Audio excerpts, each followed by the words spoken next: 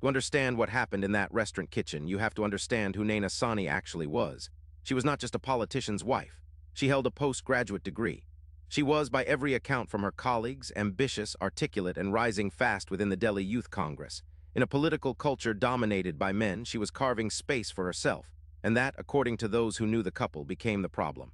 Her husband was Sushil Sharma, a youth Congress leader in his own right, charismatic on stage, controlling in private.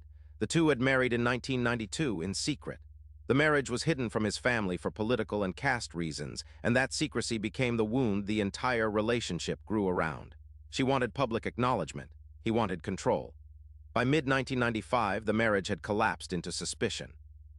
Sharma had become convinced, without evidence, that Naina was involved with another Congress worker, a man named Matlub Karim. Friends would later tell investigators he had searched her belongings, monitored her phone calls, and accused her openly. We will get to what tipped him over the edge in a moment, and that is where the timeline gets counterintuitive, because the murder did not happen in a fit of rage. It happened after a planned drive across the city. On the night of July 2, 1995, Naina Sani was at her apartment in Mandir Marg, central Delhi. Her husband was with her. What happened inside that apartment is what would eventually be presented across 11 years of trials, 3 court levels, and one of the most analyzed forensic cases in modern Indian history. The first 911 equivalent call that night was not about a murder. It was about smoke. Around 9:30 p.m., Sushil Sharma fired 3 rounds from a licensed revolver inside the Mandir Marg apartment. Naina Sani was killed instantly. Forensic reconstructions presented in court would later show that the shots were fired at close range, 1 to the head, 2 to the body.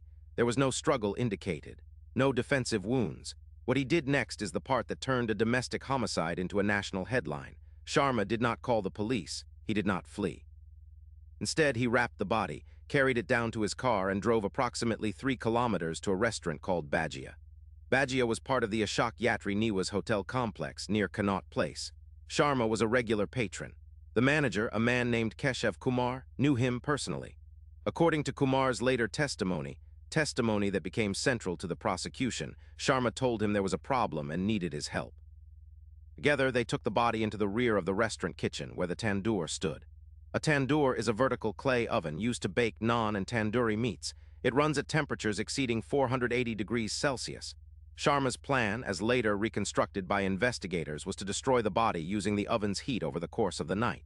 But here is what nobody tells you about that night. The plan failed within minutes, not because of detective work, because of physics. The tandoor produced thick, dark smoke and a smell that drifted out of the restaurant's ventilation and into the street. 2 beat constables, Abdul Nazir Kunju and Shandarpal, were standing roughly 100 meters away. They were not patrolling for crime.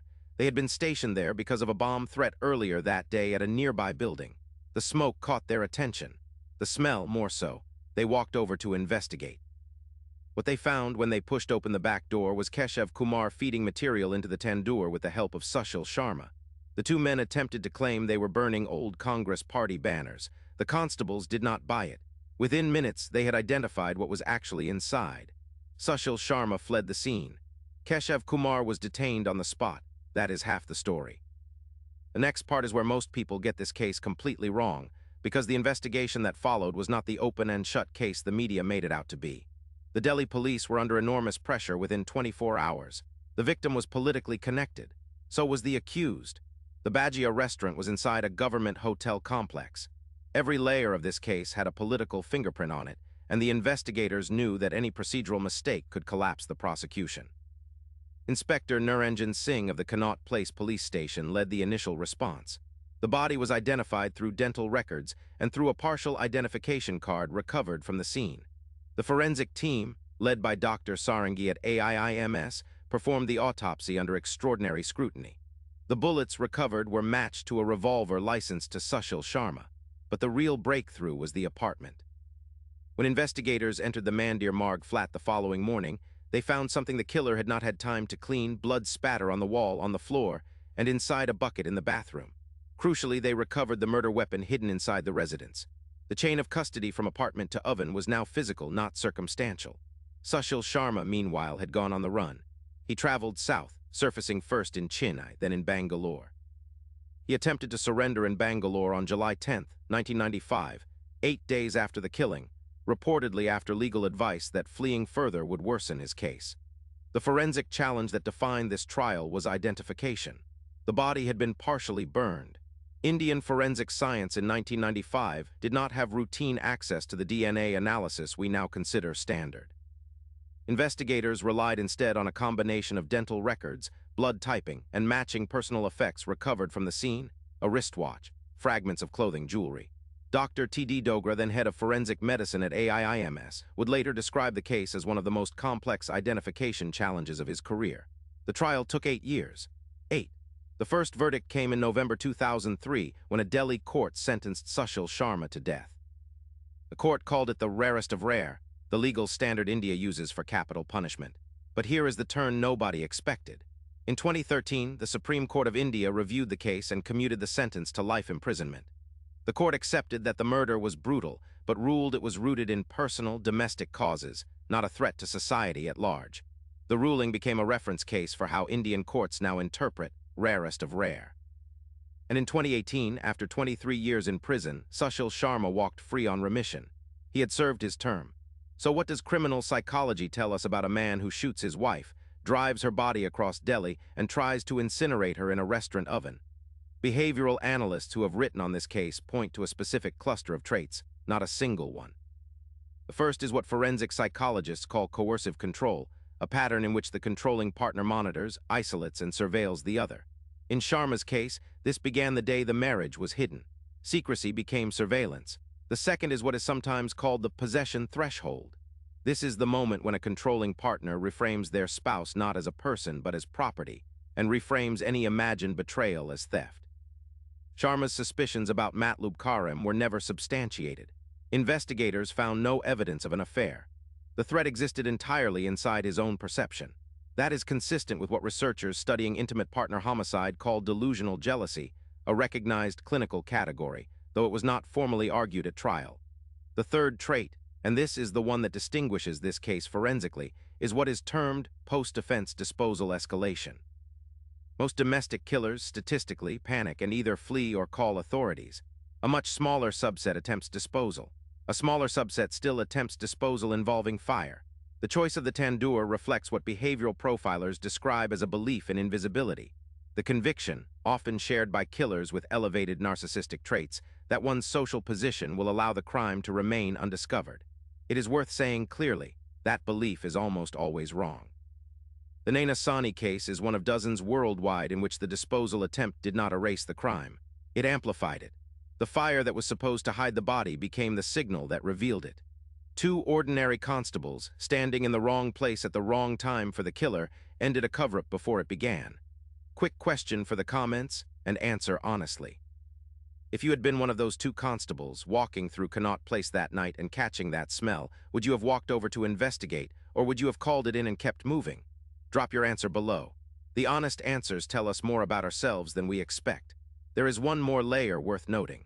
Naina Sawhney's name, by Indian legal convention, would normally not appear in headlines. But her family insisted that she be remembered not as an anonymous victim, but as the woman she actually was. A graduate, a political worker, a person.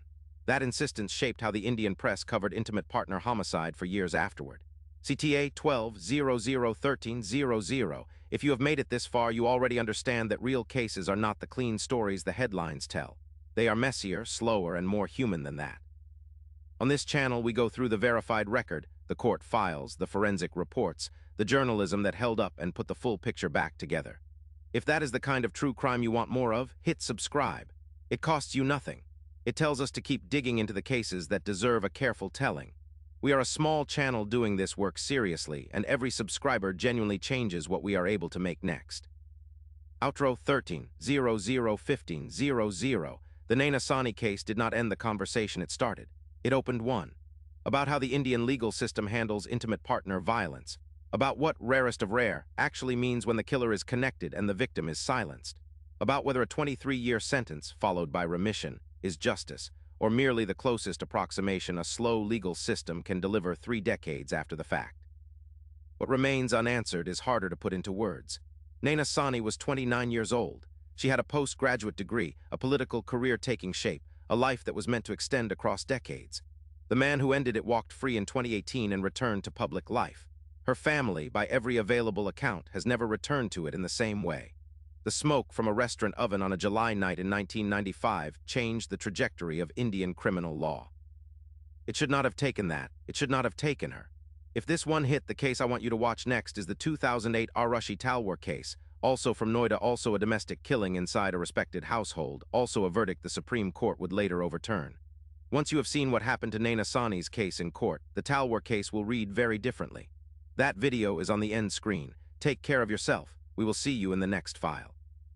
On July 2, 1995, 2 Delhi traffic constables smelled smoke outside a Connaught Place restaurant and uncovered one of the most infamous murders in modern Indian history. The Tandoor murder of Naina Sawhney shocked the country, exposed the dark side of political marriages, and reshaped how Indian courts interpret the rarest of rare doctrine in death penalty cases.